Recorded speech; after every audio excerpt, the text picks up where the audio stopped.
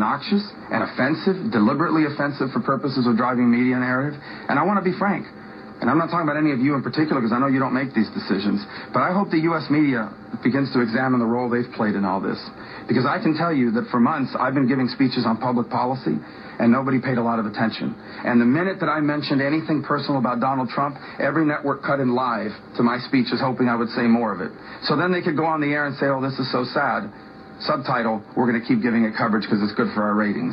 So I think we need, the media needs to begin to examine the role it's played in creating this atmosphere, because I know it's good for ratings, but it's really detrimental to our political culture and to our country at large.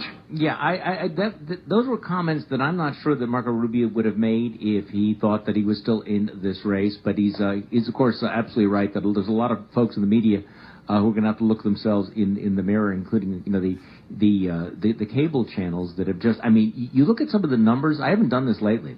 Look at just the raw minutes of coverage given to the other candidates. You wonder, how did the campaign get so nasty? Well, how about if we ignore almost all the other candidates? How about we ignore almost everything they say about policy? How about we ignore the issues that they talk about and go right for, all Trump all the time? What would that do to the political environment? Well, we are seeing that. Let me take a break. When we come back.